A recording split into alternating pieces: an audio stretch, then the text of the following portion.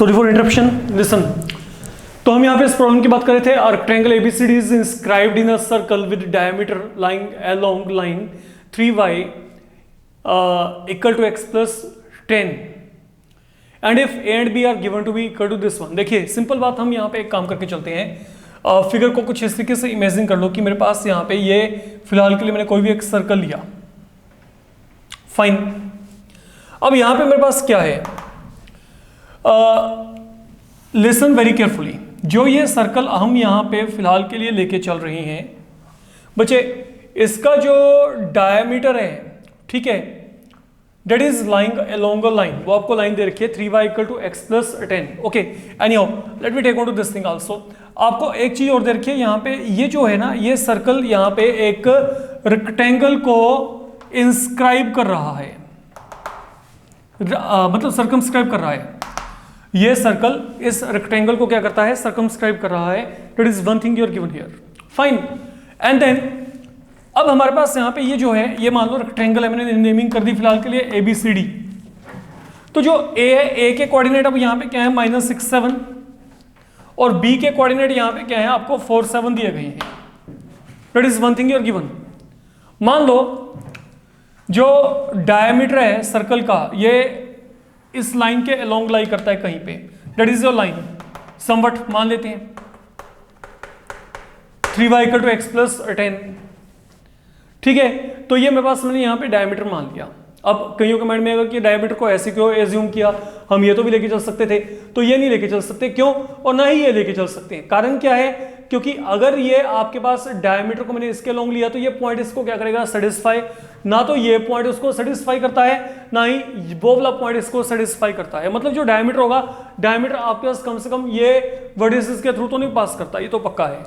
जो डायमीटर है इन वर्टिसेस के थ्रू नहीं पास कर रहा है, इस बात को आपने समझ के चलना है। अब सपोज अगर ये मेरे पास समझ के चलना, यहाँ पे जो मैं बोल रहा हूँ एक्चुअल में अब क्या हुआ, जो फिगर है, फिगर पॉइंट ऑफ व्यू, इसको ऐसे सोचो कि ये मेरे पास यहाँ पे डायमीटर है सर्कल का, ये जो मैं शो कर रहा हूँ, ये वाला शो किया, जो मैंने ये सेगमेंट यहाँ पे शो किया, दिस इज द डायमीटर, ठीक है। एक्चुअल में जो कि किस लाइन के अलॉन्ग लाई कर रहा था, 3y equal to x plus 10। हम ये बात कर लेते हैं, ठीक है, कुछ इस तरीके से ये फिगर। तो मतलब इस लाइन के अलोंग आपके पास इस सर्कल का क्या आ गया, डायमीटर आ गया। अगर ये डायमीटर है तो मान लो ये मेरे पास यहाँ पे सेंटर है, ये यहाँ पे सेंटर है, समझे। अच्छा, अब मेरी बात को बड़े आराम से समझ के चलना।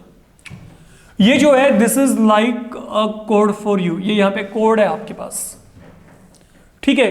तो अगर ये मेरे पास यहाँ पे कोड है, तो अगर मैं इस पे परपेंडिकुलर प्लॉट किया, से आई प्लॉट अ परपेंडिकुलर, तो perpendicular from centre to a कोड बाइसेक्ट इट, इसको ये क्या करेगा, बाइसेक्ट करेगा। और अगर ये इसको बाइसेक्ट करेगा तो इसका मतलब अब यहां पे क्या है, अब मेरी बात को समझ के चलना। Is it possible for me to get coordinates of this point, तो m पॉइंट के कोऑर्डिनेट आ जाएंगे, तो यहां पे y midpoint formula, m के कोऑर्डिनेट क्या आएंगे, -6 + 4/2 and then 7 + 7/2। तो what does this become, -1 and 7, -1 and 7, ये यहां पे क्या गया, -1 and 7। अच्छा, अब मेरी बात को बड़े ही आराम से आप सोच के चलिएगा, जो मैं बोल के चल रहा हूं कि क्या ये जेन्युइन है कि नहीं। Be very careful now what I am saying here. अब जो आपके पास अगला टास्क है, अच्छा देखो, ये जो डायमीटर है, कोई जरूरी नहीं कि मेरे को डायमीटर ऐसे ही शो करना, मैं शो करने को ऐसे भी शो कर सकता हूँ, there is no such problem है। तो यहाँ पे फिगर ही लेके चलिए ना। ये देखो यहाँ पे अगर किसी बच्चे के माइंड में ऐसा आता है कि हाँ जी ये डायमीटर को ऐसे ही क्यों शो किया है, आपको तो यहाँ पे ना सिर्फ एक सर्कल प्लॉट करना है। तो ऐसा कुछ नहीं कि मैं फिगर चेंज कर रहा हूँ, तो आपके माइंड में ऐसा कुछ आना चाहिए, नो, नथिंग लाइक दैट। होने को ऐसे भी हो सकता है, मेरे को कोई दिक्कत नहीं है, ठीक है। लाइन की पोजीशन कुछ भी हो सकती है, आप रैंडमली वहां पे एज्यूम कर लो। मान लो लाइन यहाँ पे ये है, that this is the line with you. Simple situation है मेरे पास यहाँ पे, जो मैंने यहाँ पे अभी तक काम किया है, ये मेरे पास यहाँ पे पहला टास्क हो गया, जिसको आपने समझ के चलना है। अच्छा, अब अभी भी इसमें काफी कुछ आपके लूप होल्स हैं, जिसको कि आपने कवर अप अपने आप करके चलना है। तो वो कवरिंग यहाँ पे कैसे होगी, समझ के चलना, मेरी बात को बड़े आराम से देख के चलना। अब इन पॉइंट्स के ऊपर फोकस करो, चाहे तो यहाँ पे क्या है -6 7, चाहे यहाँ पे क्या -1 7, चाहे यहाँ पे क्या 4 7। व्हाट डज दिस मीन, अगर मैं इन सभी पॉइंट को for a second, for a moment सोचूं कि मैंने नंबर लाइन के ऊपर या कोऑर्डिनेट एक्सिस के ऊपर मैं इन पॉइंट को देखना है, तो what kind of points they are going to be, -6 7, मान लो यहाँ पे कहीं पे -6 7, ये आ गया। आगे क्या है 4 7, तो 4 7 can be somewhere here, and what about -1 7 can be somewhere here. अब बड़े आराम से समझ के चलना, मतलब अगर मैं इन सभी लाइन सेगमेंट्स को ज्वाइन कर दूं तो ये जो है ये लाइन यहां पे एक्स एक्सिस के क्या है, पैरेलल है। ये यहां पे क्या है, एक्स एक्सिस के पैरेलल। और अगर ये लाइन आपके पास यहां पे एक्स एक्सिस के पैरेलल है, अच्छा सुनो, मान लो मैं आपको यहां पे कहता हूं कि ये मैंने यहां से एक परपेंडिकुलर प्लॉट कर दिया, कहां पे, एक्स एक्सिस पे। Follow my point what I am saying here, बड़े आराम से समझ के चलना। ये मेरे पास यहाँ पे ओरिजिन है बच्चे, मैंने यहाँ पे ये 3 पॉइंट यहाँ पे नॉमिनेट कर दिए जो मेरे पास वो पॉइंट पड़े हैं, ठीक है। मैं कहता हूँ ये तीनों पॉइंट को ज्वाइन किया तो ये जो लाइन है ये यहाँ पे एक्स एक्सिस के पैरेलल है। अब अगर मैंने यहाँ से एक परपेंडिकुलर प्लॉट किया तो what is the equation of this line, that is x equal to -1। तो मतलब बेसिकली ये जो मेरे पास यहाँ पे ये मैंने जो परपेंडिकुलर यहाँ पे प्लॉट किया है ये, ठीक है। अब इस परपेंडिकुलर को मैं चाहे तो इसको ऊपर की तरफ यहाँ पे प्रोड्यूस कर दूं, मेरे को कोई दिक्कत नहीं है। तो any line that is passing through -1 7, okay, right angle पे है, वो जो मेरे पास है वो मेरे पास यहाँ पे लाइन क्या है, x इक्वल टू -1। तो बेसिकली ये जो PM है, ये PM मेरे पास यहाँ पे किसको रिप्रेजेंट करता है, ये PM मेरे पास यहाँ पे x इक्वल टू -1 को रिप्रेजेंट करता है। अगर मैं इसको कोऑर्डिनेट एक्सिस के अकॉर्डिंग चेक करके चलता हूँ तो this is the equation of PM, fine. तो मेरे पास अब यहाँ पे जो इक्वेशन ऑफ PM है वो मेरे पास यहाँ पे क्या आ रही है, x equal to -1, and now we are done. अब यहाँ से आपका सॉर्ट आउट होना शुरू होगा। अब आपने करना क्या है, मेरे को ये पता लग गया कि जो x वैल्यू वो यहाँ पे -1 है। Now what is p, p is in actual centre, p यहाँ पे सेंटर है। और अगर p यहाँ पे सेंटर है, अब मेरी बात को बड़े आराम से समझ के चलना, आपको करना क्या है, अब ये जो p है, p is point of intersection of what, x equal to -1 and this line. तो यहां से पॉइंट P अब आपका निकलेगा, तो यहां पे क्या है, जो P है, P is point of intersection of what, of x equal to -1 and 3y equal to x plus 10। तो अब यहां पे क्या होगा बच्चे, अब इसको सोच के चलो, अगर मैं यहां पे x वैल्यू को -1 फिल किया तो यहां पे क्या आएगा, 3y इज इक्वल टू 9, तो y की वैल्यू क्या आएगी 3। तो बच्चे here comes coordinates for centre -1 and 3, ये कोऑर्डिनेट्स आ गए मेरे पास यहाँ पे -1 3। अब मेरे को करना क्या, मेरे को तो यहाँ पे रेडियस ही चाहिए, रेडियस निकाल लेते हैं। रेडियस निकालने के लिए क्या करेंगे, आप इस फिगर पे थोड़ा सा फोकस करना। डोंट यू थिंक कि जो BP है, BP इज रेडियस, तो BP आपके पास यहाँ पे आ ही जाएगा यहाँ पे। तो what is the length BP now. अब अगर मैं यहाँ पे लेंथ BP को निकालना चाहता हूँ, what it will turn out to be there, ये यहाँ पे क्या आएगा, रूट, यहाँ पे क्या आ जाएगा 4, माइनस माइनस क्या हो जाएगा प्लस, तो यहाँ पे क्या आएगा 4 + 1 होल स्क्वायर, 7 - 3 होल स्क्वायर। तो ये मेरे पास यहाँ पे क्या बनेगा, 5 का स्क्वायर 25 एंड देन यहाँ पे 4 का स्क्वायर आ गया, तो √41। तो what does equation of circle becomes, जो हमें यहाँ पे इक्वेशन ऑफ सर्कल चाहिए, सेंटर ये पड़ा है, तो that will become x + 1 whole square y - 3 whole square equal to, ये रेडियस आपके पास यहाँ पे BP कितना आ गया, ये रेडियस ही तो है आपके पास यहाँ पे, radius of circle that is turning out to be equal to √41। तो यहाँ पे √41 whole square, and that is how you will be reaching और finalising your answer in this particular case. तो please be very very careful, okay, this problem is really good one, okay.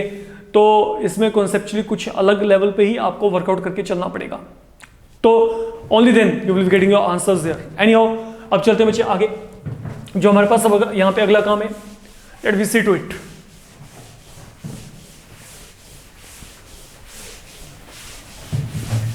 Again कहीं ना कहीं पे figure oriented, and आपको फिर अपना जो है अजम्पशन बड़े ही सॉलिड लेवल का यहां पर रख के चलना है। अब मेरी बात को आराम से समझ के चलिएगा। देखिए आप लोगों को यहां पे जो दिया गया है, now find equation of circle, find equation of circle whose centre is 3 minus 1 and which cuts off a chord of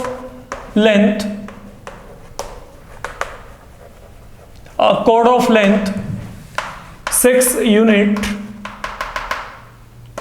on line 2x minus 5y plus 18 equal to 0। तो ये आपको यहाँ पे जो है ये गिवन है बच्चे, समझो मेरी बात आप यहाँ पे।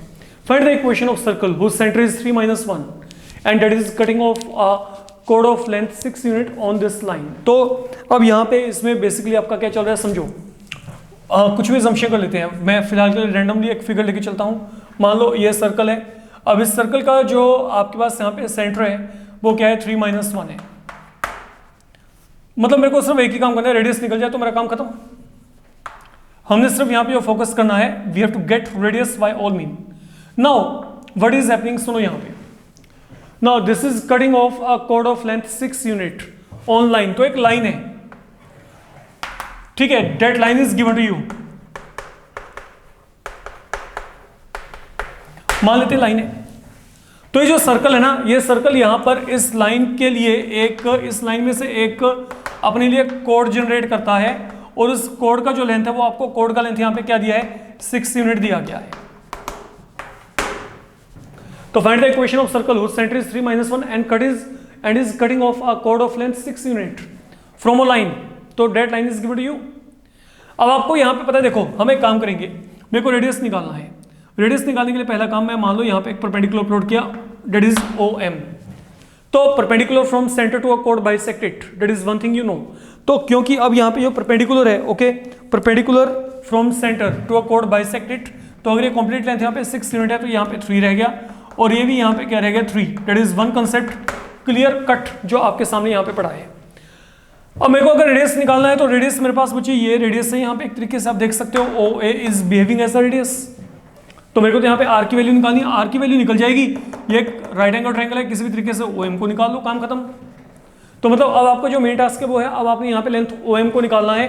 अब OM को निकालने के लिए O के कोऑर्डिनेट यहाँ पे क्या है 3 minus 1, और ये जो है OM that is like a perpendicular plotted over this line. Line यहाँ पे क्या है 2x minus 5y plus 18 equal to 0। That is the line given to you. तो अब अगर मैं यहाँ पे कहता हूँ कि what is the length OM here, तो यहाँ पे लेंथ OM आपके पास यहाँ पे क्या आएगी, इसको चेक करो। यहाँ पे x के प्लेस में 3 फिल कर दो, तो 2 into 3 6। y के प्लेस में -1 फिल किया, तो यहाँ पे क्या आएगा माइनस माइनस प्लस प्लस, यहाँ पे 18 अपॉन इन दोनों के स्क्वायर का सम। तो यहाँ पे 2 का स्क्वायर 4 माइनस 5 का स्क्वायर 25।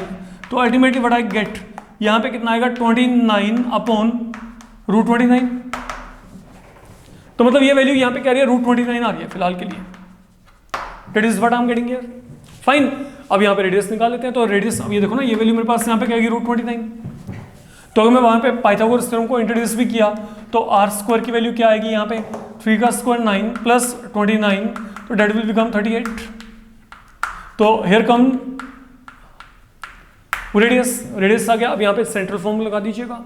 तो जैसे आप यहाँ पे सेंट्रल फॉर्म को इंट्रोड्यूस करोगे तो you should be done, okay.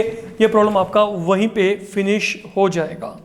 अब जो है आपके पास यहाँ पे the final one in this session, आपको यहाँ पे दिया गया है find equation of circle passing through, find equation of circle passing through the point 1 0 and 0 1 and having radius as small as possible and having radius as small as possible। तो एक ऐसा circle जो आपके पास यहाँ पे क्या करता है, इन दोनों पॉइंट के थ्रू पास करता है, एंड देन जिसका radius as small as possible हो, ये हमने यहाँ पे इवेल्युएट करके चलना है ऐसा सर्कल। तो पहली बात तो सर्कल 2 पॉइंट के थ्रू पास करता है, तो यहाँ पे जनरल फॉर्म को लेके चलेंगे।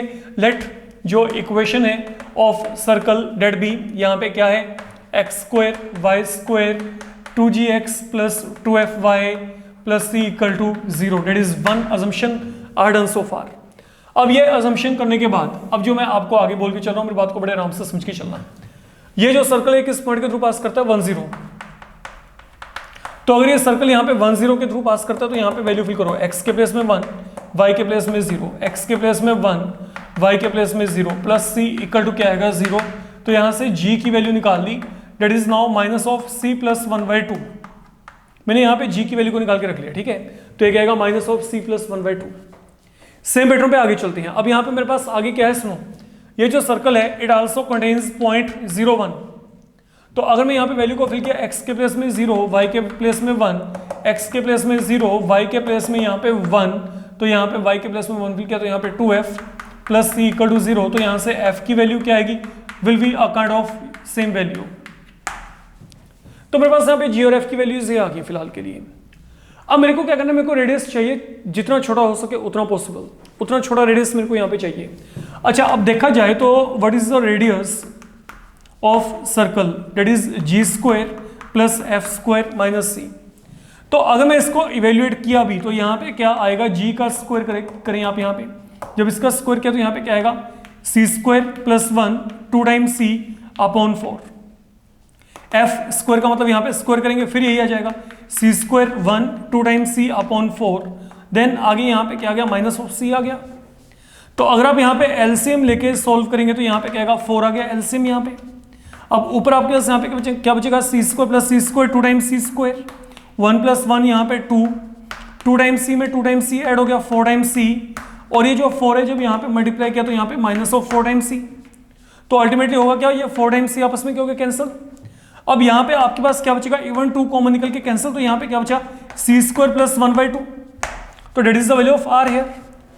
Now what do you think, ये आर वैल्यू आपके पास यहाँ पे मिनिमम कब होगा, when this R is going to be minimum. Look जो आर है फिलहाल के लिए आर का वैल्यू मेरे पास यहाँ पे क्या आ रहा है, C square plus 1/2 inside the root. देखा ये तो मेरे पास ये वैल्यू आ रही है।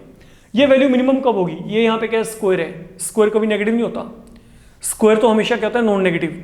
तो ये वैल्यू मिनिमम तब होगी जब सी की वैल्यू क्या होगी यहाँ पे 0, मतलब ये 0 हो जाए। उसके सिवाय मैं सी की कोई मर्जी वैल्यू फिल करूँ वहां पे वैल्यू बड़ी ही आएगी। तो ये मेरे पास अब यहाँ पे रेडियस सबसे छोटा कब पॉसिबल होगा, ओके। तो आप यहाँ पे कहेंगे आर आपके पास यहाँ पे क्या है, डेट इज स्मॉलेस्ट व्हेन सी की वैल्यू यहाँ पे क्या है 0 है।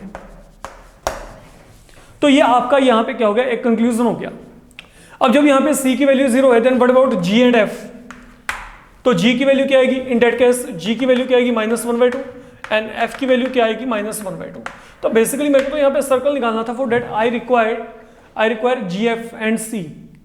तो मैंने सी के लिए यहाँ पे कंक्लूजन खुद अपने एंड पे प्लॉट कर लिया कि अगर मेरे को रेडियस सबसे छोटा चाहिए तो वो तब पॉसिबल होगा जब सी की वैल्यू क्या होगी 0, क्योंकि जब ये 0 आएगा तभी ये वैल्यू आपके पास सबसे छोटी होगी, और वो सबसे छोटा रेडियस क्या होगा 1/√2। ये भी याद रखिएगा, ठीक है, क्योंकि जब सी 0 हो गया तो रेडियस की वैल्यू यहाँ पे क्या आएगी 1/√2 आएगी। That is the concept, okay. अब जब सी 0 है तो यहाँ पे और यहाँ पे फिल किया तो यहाँ पे जी और एफ की वैल्यू क्या आएगी -1/2। तो what does now circle become, यहाँ पे वैल्यू को फिल कर देते हैं x स्क्वायर y स्क्वायर। तो यहाँ पे 2 टाइम g की वैल्यू क्या आ गई -1, तो -x माइनस y, c की वैल्यू यहाँ पे क्या है 0 है। तो this is the equation of circle, जिस सर्कल का रेडियस आपके पास यहाँ पे क्या है एज स्मॉल एज पॉसिबल। हमने यहाँ पे एक ऐसा सर्कल इवेल्युएट किया है जिसका रेडियस क्या है as small as possible, and then moreover is passing through 1 0 and 0 1। तो here your chapter, your content finishes, okay. These were the problems I had to discuss with you. I hope now you can formulate your base and then can work out accordingly. Fine बच्चे, thank you.